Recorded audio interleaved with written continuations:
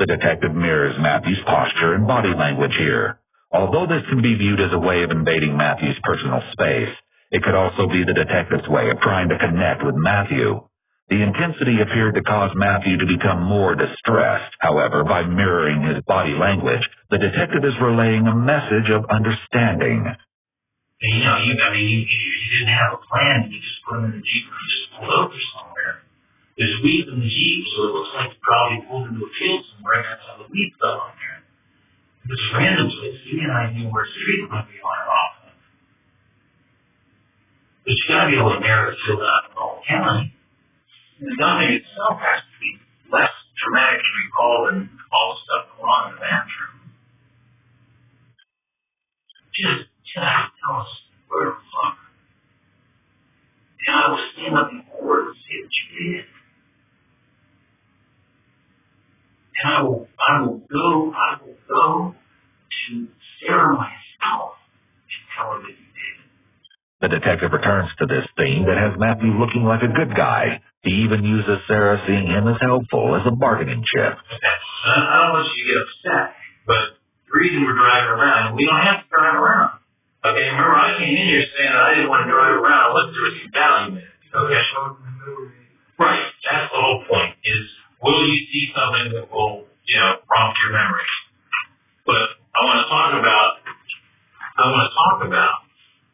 what the possibilities would be for that location.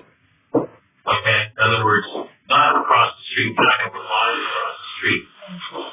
What would you do, from there? In terms of a place you might go. I'm not going to be mad at you if you don't know exactly. Your memory is not exact. Because you have said that you want to know. You're free to find out. But there's part of you that wants to know. If it doesn't happen, genuinely, then it doesn't happen. I'm not going to get upset. Matthew seems to like the attention and pampering he's receiving from the detective and the psychologist, who are treating him with care and catering to him as they try to locate the bodies. The detective almost sounds father-like as he's talking to Matthew about doing the right thing, almost like a mentor, and the psychologist takes on a nurturing maternal role in her soft-spoken and calm way. Matthew's severe emotional immaturity appears to have elicited this sort of care from them. Drive you, let you see it, and kind of see what happens. I mean, it has to do with Christian, it has to do with engagement, but that's all we're trying to do. Okay? Yeah, let's check on, we have to put a pair of house on. What do you think, man? Sure. Water, you like water, right? Just go take the water, too. Yeah. Do you want to go to the bathroom before we go? Are you good? I think I should. Okay. You gotta walk that way.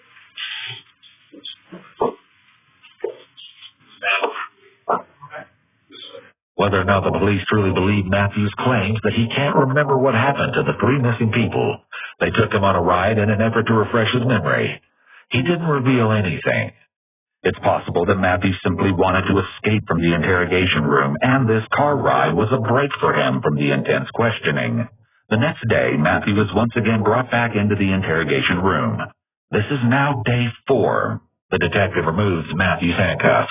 This is a gesture of goodwill in the hopes that he will appreciate it and be more cooperative with them.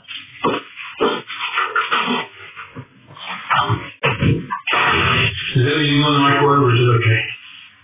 It's good. Giving him food and coffee are gestures of friendliness they hope he will reciprocate. The detective even offers to heat up his food again, trying to build rapport and seem like an ally to Matthew. He's just come out of his jail cell and may be even more receptive to the outside comforts they're providing him. He doesn't say thank you or appear appreciative, which further displays his antisocial personality. You guys just start me there? Pretty much. It's not nice, Harry. A little bit earlier. You normally early, Roger, or do you stay up late to me? I get up early. This is just to get him comfortable with them again and get him talking. He clearly prefers to sit in silence, so this is essential for someone like this. What are your thoughts today after the things we talked about and kind of left it last night with you feeling like you wanted to do what you could to help. His behavior could point to severe trauma and or mental defect. The detective realizes he must take some sort of action to get anywhere with Matthew and asks the other interrogator to step out. Could you give us the words? Did you want to answer? Thank you.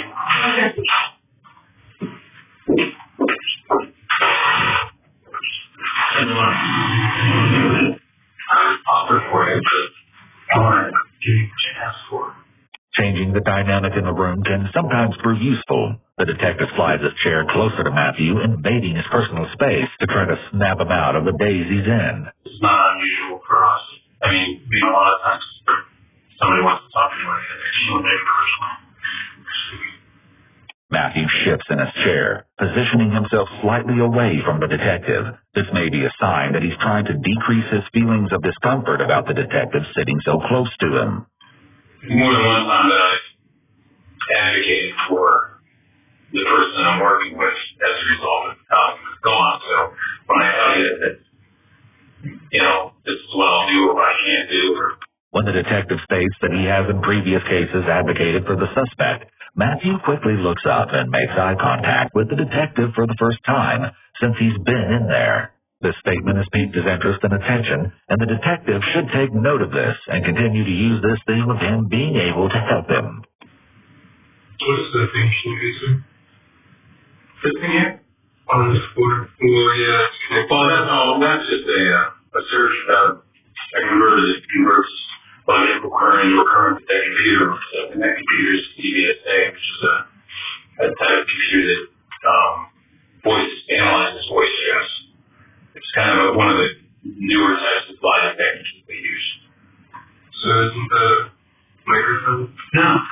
Despite Matthew appearing to be in a daze the majority of the time, this question about a microphone shows that he's aware of his surroundings and he likely has some sort of plan, which is why he's wondering if he's being recorded. He's likely not as lost and distraught as he's presented to be. What's the thing? Something else.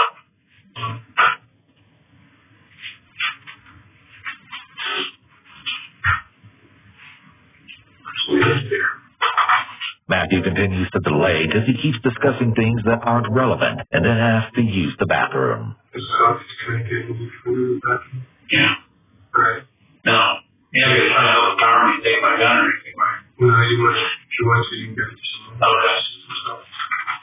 The detective is careful to not turn his back on Matthew, just in case he snaps and tries to attack him, especially after the comments about the gun. You can even put this on if you want. Okay.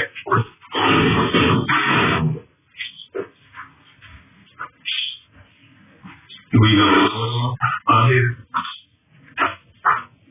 Talking about the gun and offering to have the cuffs put back on is a very unusual interaction, to say the least. It could be that Matthew might be aware of his own impulsivity.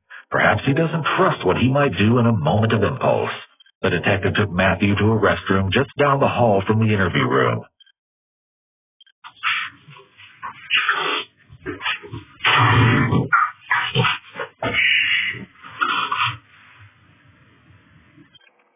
I'm sorry. I feel like I failed you. I'm sorry if I put you down. The detective is saying this as a tactic to essentially place the blame on himself for Matthew not being cooperative to see if that has any positive outcomes. I feel myself trying to put you down. I put Sarah down. I put everybody down. Sarah got recovered. The detective may be trying to appeal to Matthew's feelings about Sarah. Earlier in the interrogation, he oddly stated that he took care of her. And that thunder in my house, she's tied up. I took care of her. The detective may be hoping that Matthew feels some shred of empathy for Sarah, so he'll provide them with the location of the other victims for Sarah's sake. Everything I told you is the truth, but I'm being truthful with you now. It's not just about you, Matthew. It's about her. I mean, like I said, I think I failed you. I failed her. Law enforcement, hey, I failed them before. But I mean, that's the package. Did you hear any of our conversation? No. In a bathroom, and you're now one month away. Do you want to tell her? No, I was wondering if maybe she'd been listening with me. You want to privacy, you need privacy. So, are you probably not going to keep it private? Matthew revealed something to the detective in the bathroom that he's concerned the female interviewer will find out about. He may feel embarrassed for her to know either because she is a female or because he still wants to appear like the victim as she was previously treating him. Our conversation, like I said, yes. The only thing, my intention, I'll be honest with you right now, is just tell Chris what we said. Okay? But I will tell you this, okay? If you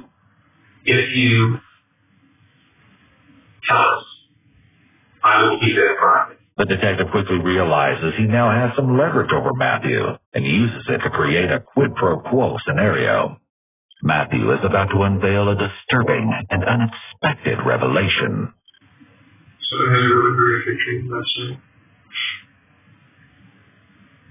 It was disgusting. Being it out last night. Awful. Some really disgusting stuff and a big crying shame. I was hoping I could make up some excuse for you guys to join me. From what I've heard from their family, that's something that would just hurt them more. And hurt yourself. It's not going to help anybody, including yourself.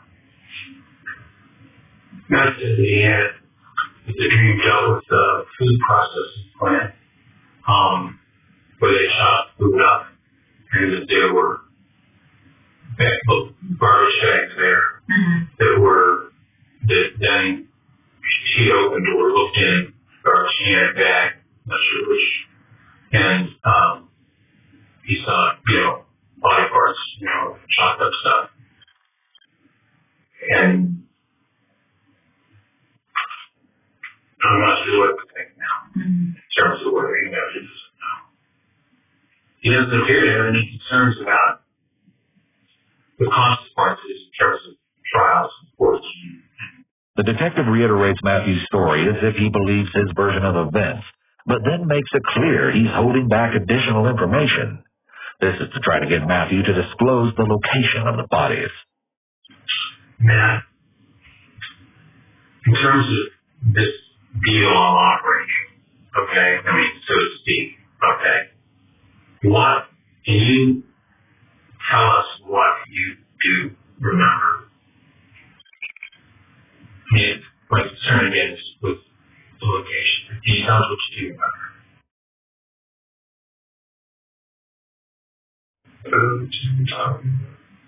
Well, I thought you want me to talk about the offer you made to me, what you wanted to have accomplished as a result of the day, the trip. I figured. You figured you already deal with that? I mean, I don't know what that, you asked me earlier, am I going to say that? And I said that, I would not say that, I would not do. See, what I'm figuring is that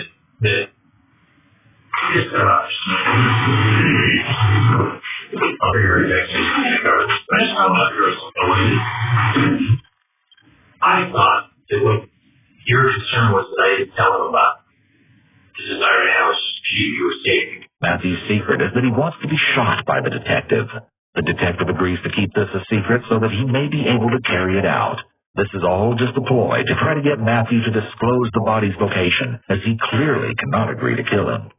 And because if I share that then you go to extreme measures to do that happening. Just trust in yourself. There's no way of proving it. There's no way you could just shoot me if everyone knows. Know that. If I chose it, that would shoot me crazy. But the bottom line is, what does all this have to do with not telling us where they are? How does that hurt things? Well, tell me how to see it. It's hard to tell if Matthew actually believes his claim about his dream or if all of this is just him buying time or trying to play crazy. And nobody thinks that the person in this position this comes to this point, does this of their own, to their own fault. I'm not going to try and figure it all out, but again, I know, your dad, your mom split up when you were 3. You went through a life without a dad. That's a major impact. It affects a lot of people in a lot of really negative ways. And your dad's a 40-year firefighter, and he set some fires. Okay? His obsession with the leaves and the fact that he accumulates a large collection of leaves in his home could be his way of coping with the abandonment issues related to his father, who reportedly was a firefighter. It's possible that setting fire to leaves, and thus his obsession with leaves, could be related to his hatred for his father or his desire for his father to notice him. People who feel lonely, hopeless, or empty inside often derive comfort from material objects because they might not be able to get the love and attention they want from people in their lives. As a result, they turn to obsession and fixations with things in order to feel less alone. In Matthew's case, accumulating large quantities of leaves may have brought him a feeling of fullness and comfort. However, it's also possible that Matthew may have some sort of mental illness and has some strange beliefs about leaves. One of the symptoms of schizophrenia is delusions. Yet Matthew doesn't seem to have schizophrenia, as he doesn't appear to be in a psychotic episode during these interrogations. When he does speak, he sounds clear, coherent, and he's aware of what's happening around him. He doesn't appear to be responding to any internal stimuli, as you might expect with someone who is schizophrenic. To our knowledge, Matthew was never diagnosed with schizophrenia. With all honesty, Matt, I say this very genuinely. You are sitting in self-pity, and that doesn't even help you. The female detective calls Matthew out for his self-pity and victim mentality. This is a sign that they are done using this theme to get him to speak, since allowing him to play the role of the victim has not produced any answers. She then directs him to think about the future and how he'll be viewed in the hopes this will get him talking. Talk to you guys, please, on me and stuff. I don't have any requests. Well, I disagree on that. I think you do, and you can. Matthew is intelligent and knows that if he tells them where the bodies are, there's no guarantee of any real benefit to him. The most likely way to get him to give up this information would be in exchange for a plea deal, such as removing the death penalty. However, given Matthew's expression of wanting to be shot, that may not be motivating to him. They're pushing the prosecutor, pushing to have you come and have a hearing, and this is it. This is your last chance to talk to us. Literally. And This is a lawyer prison. that's what they're pushing for. You're saying, you're saying you're still willing to talk to us about an attorney, but that's what's being done now as far as pushing for that. So this is your last chance right now to talk to us. Make the decisions for you. Yeah. They literally don't take that away. They make it sound like it's your freedom to go and fall to you. The detective knows that it's very important for Matthew to feel like he is the one in control, and he is calling the shots. He makes it sound like if he gets a lawyer, the lawyer will be controlling him. He knows Matthew won't like feeling powerless. And the lack of media pressure can also make some of these people that are, being affected by it. Sorry about that. Okay. We're done. We apparently have told we're done. Keep everything we said in mind for you. Think about it and think about what you can do for yourself after you talk to an attorney.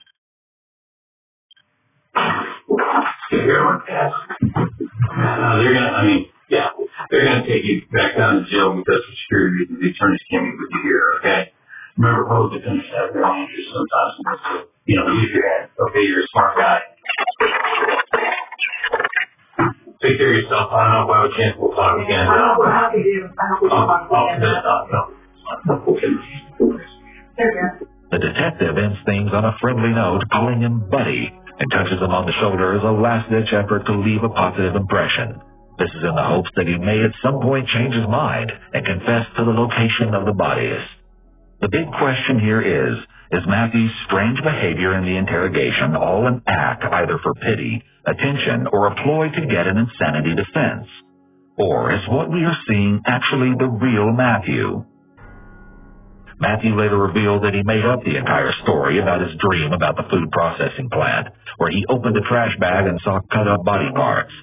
He admitted that it was all a lie to try and get himself killed by the police because he didn't want to be injected with Thorazine, an antipsychotic medication, for the rest of his life. He said he still didn't remember where the bodies were. In a written confession, Matthew admitted even more, telling the investigators that he'd been staking out Tina's home the night before the attack, sleeping in the woods across the street. The next morning, he watched as everyone left and then snuck into the home through the garage. His plan had been to burglarize the home and sneak away without anyone seeing him. He chose Tina's house because there weren't any close neighbors, and the door was often left ajar. However, Tina and Stephanie returned and caught Matthew in the act. He claimed he ambushed them in a panic. He wrote, "I was in a total state of shock. I wandered around the house, slowly coming to realization of what I'd done and how bad it was. During this time, I killed Tina's dog because it would not stop barking.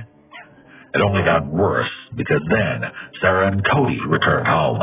Matthew attacked and killed Cody before tying up Sarah." He wrote, "I did not enter the house to kill those people. I did not know a single one of them."